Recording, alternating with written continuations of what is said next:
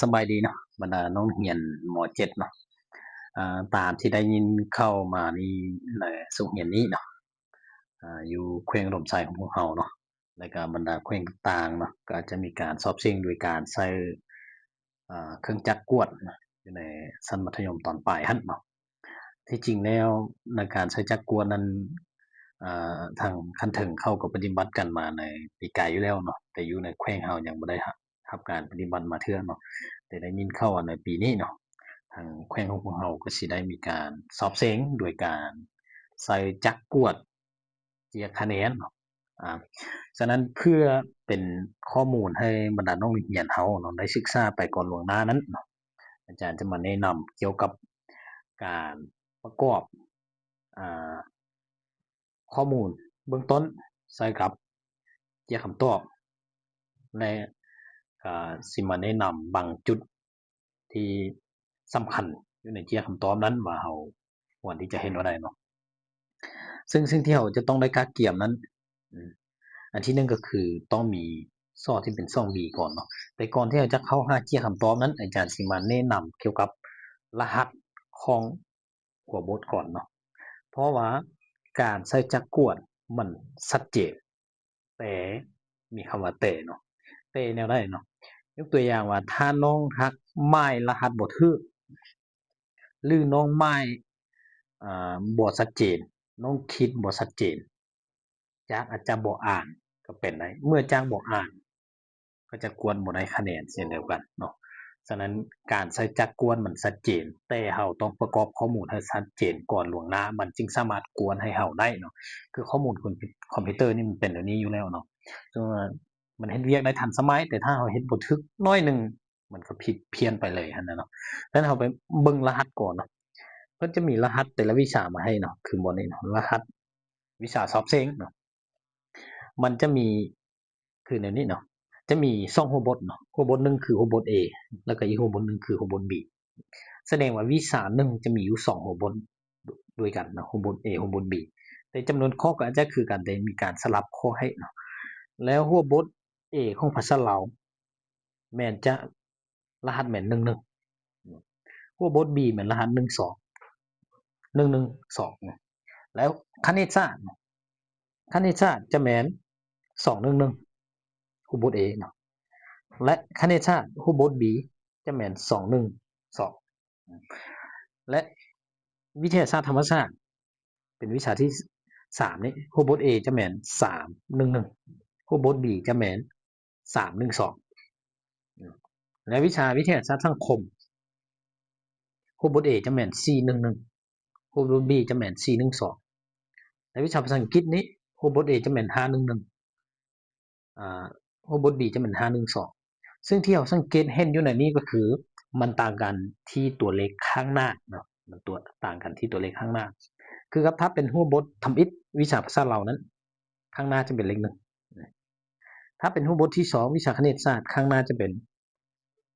เลข2แต่ถัดจากนั้นไปแล้วมันก็จะเปลี่ยนไปตาม AB ฮั่นคือถ้าคณิตศาสตร์หัวบท A ก็จะเป็น2 1แล้วก็1แต่ถ้าเป็น B แล้วก็เป็น2 1 2นั้นที่เราเห็นคือตัวเลขข้างหน้ามันจะมีการเพิ่มขึ้นตามจำนวนวิชาวิชาที่1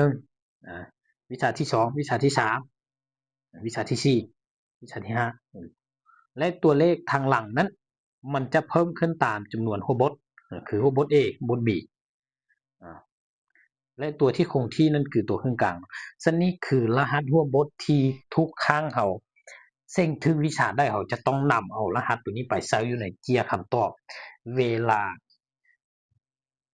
จักกวนมันจึงสิอ่านให้เนาะงั้นเราไปเบิ่งรายละเอียดของหัวบทเลยเนาะเจียคำตอบเอาไปเบิ่งรายละเอียดของเจียคำตอบเจียคำตอบมันจะมีแนวนี้เนาะที่จริงแล้วเพิ่นก็จะมีคำแนะนำมาให้อยู่แล้วว่าจะเห็นเอาได้เนาะนี่คือตัวอย่างของหัวบท A เนาะก่อนที่น้องจะไปตอบนั้นอาจารย์อยากแนะนำให้พยายามศึกษาอ่านตั้งแต่นี้จำนวนคิดหน้าที่เพิ่นให้มานี่ก่อนเนาะแล้วอาจารย์จะไล่ไปเทื่อละคิดหน้าเนาะคิดหน้าที่1เนาะเขาจะแนะนำว่าต้องเติมข้อมูล อยู่ในข้อที่1หากข้อที่2นี้ด้วยใส่ซ้อดำใส่บิ๊กบ่ได้นะด้วยใส่ซ้อดำและมีความเข้มอยู่ที่ 2B ขึ้นไปแสดงว่าซ้อนั้นจะต้องมีขนาด 2B ขึ้นไปเนาะจึงสามารถที่จะนำใส่มาตอบตรงนี้ได้เป็นซ้อทั่วๆไปบ่ได้เนาะถ้าเป็นซ้อทั่วๆไปเฮาก็จะเบิ่งว่ามันเป็น 2B หรือบ่เพราะว่าซ้อมันจะมีขนาดใหม่อยู่หั่นอยู่แล้วเนาะและอันที่2นั้นให้ใส่ซ้อดำเขียนเลขโต๊ะรหัสหัวบท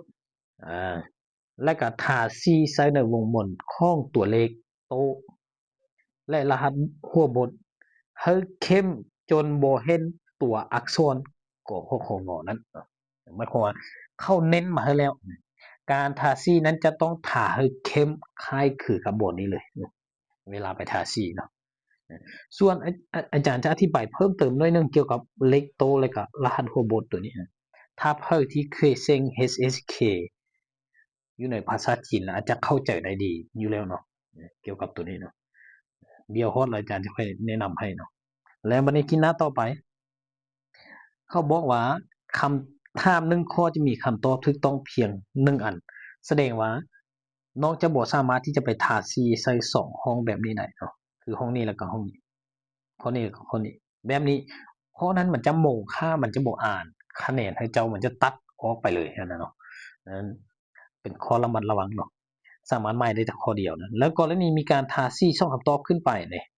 เพิ่นอธิบายมานี้แล้วเนาะก็ถือว่าโมฆะและจะบ่คิดหลายคะแนนในข้อนั้นเลย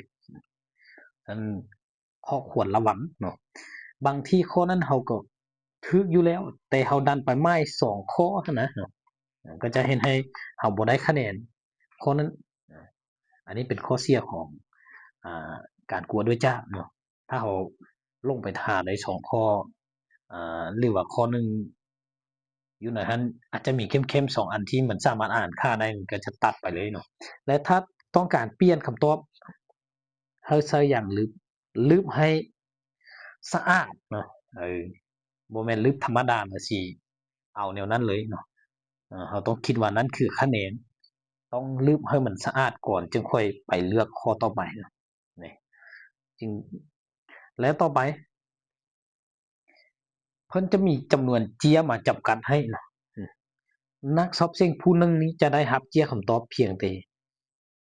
1ใบเนาะฉะนั้นตัวนี้เป็นตัวสำคัญที่ตนเองจะต้องได้มีสติพอสมควรในการที่จะเลือกคำตอบในการที่จะเฮ็ดตัวใดตัวหนึ่งจะต้องได้อ่านคำแนะนำให้มันดีๆก่อนจึงจะค่อยไปประกอบใส่เนาะฉะนั้นต่อไปนี้เราก็เริ่มประกอบใส่เนาะประกอบนั้นต้องใส่ซ้อเท่านั้นเนาะอาจารย์สิลองใส่ซ้อคือแขว้งนี้ยกตัวอย่างคืออาจารย์อยู่แขวงอุดมใส่นะก็จะใส่เป็นแขวงอุดมใส่แขวงอุดมใส่แบบนี้นะ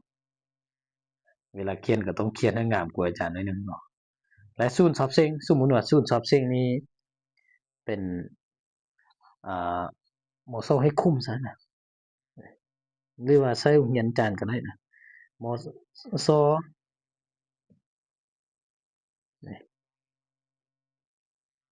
มิตรภาพสมมุติว่าเนาะเพราะว่า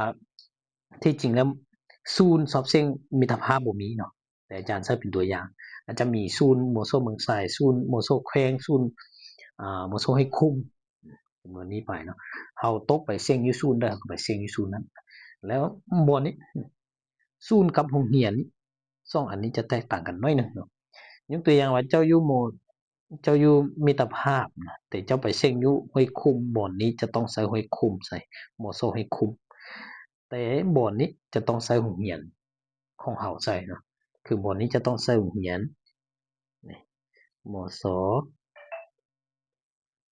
อาจารย์ใส่เพื่อให้แต่ละคนเข้าใจซะเนาะบ่อนนี้ก็ต้องใส่เป็นศูนย์มสห้วยคุ้มไปเลยซะเนาะแล้วบัดนี้ตนเองเป็นนักเรียนอยู่โรงเรียนมิตรภาพก็จะต้องได้ใส่บ่อนนี้เป็นโรงเรียนมิตรภาพในนี้เนาะโรงเรียนมิตรภาพและห้องสอบเซ็ง ห้องซอบซิงนั้นก็ขึ้นกับว่ามื้อนั้นรายชื่อของตนเองตกอยู่ในห้องใดยกตัวอย่างเบอร์5มันก็ใส่เบอร์5ใส่และวิชาซอบซิงวิชาซอบซิงก็ใส่ภาษาลาววรรณคดีสมมุติว่าก็ใส่ไปแต่ห้ามไปกายแบบนี้นะต้องมาต่ออยู่รูมนี้นะเอาแบบนี้ซะคณิตศาสตร์มันจึงสิพอเนาะคณิตศาสตร์นี่ถ้ากายแล้วก็มาต่ออยู่รูมพี่กายแล้วก็มาต่ออยู่รูมพี่แล้วซื้อมันนี่นะมีนบอนซื้อนี่สมมุติว่าอาจารย์สิใช้ซื้ออาจารย์เลยนะสมมุติว่าเท้าจันนามสกุลก็ใส่เป็นนามสกุลตนเองแล้วแหละเนาะ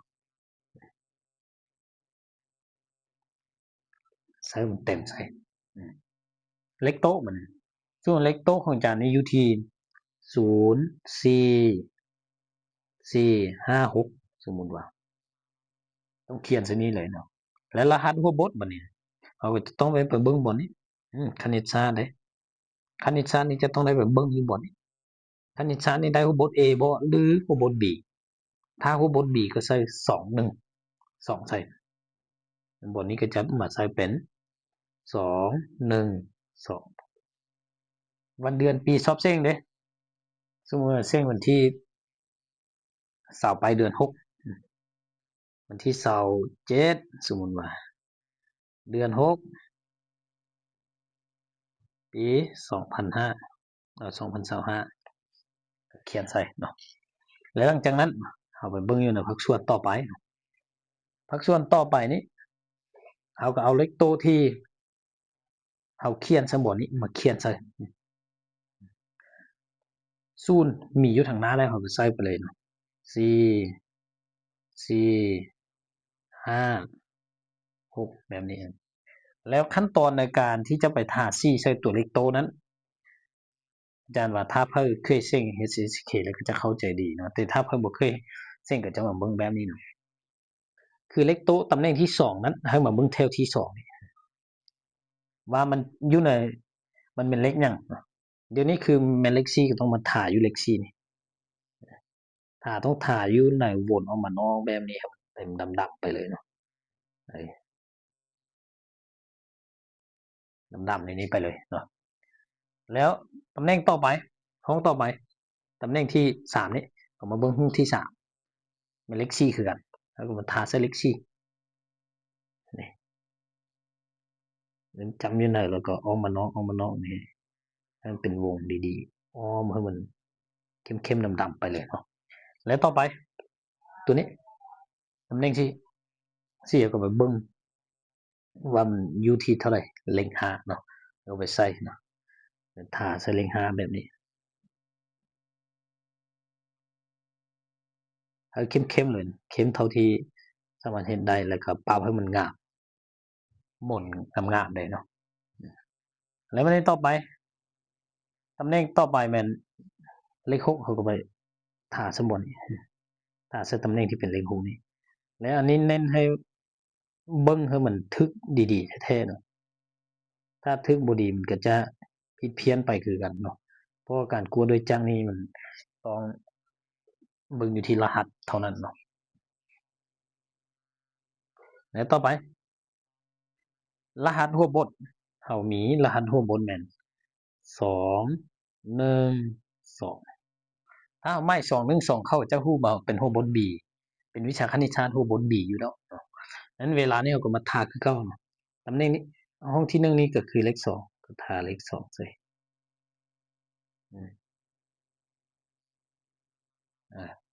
ห้องที่2ก็เป็นเลข1เขาก็เป็นทาเลข1เด้นี่ทามันเข้มๆโลดแล้วนะและห้องที่3เป็นเลข2เขาก็กลับมาเลข2นี่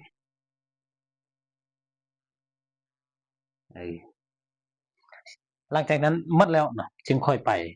เบิ่งอยู่ในคำถามแนะนำว่าอยู่ในภาคส่วนทำอิฐจะต้องได้ประกอบก่อนที่จะไปตอบคำถาม พอมือเดียวเฝ้าฟังเจ้าสิประกอบบ่ถูกเนาะฉะนั้นภาคส่วนนักบินนี่จะต้องประกอบก่อนที่จะไปเบิ่งคำถาม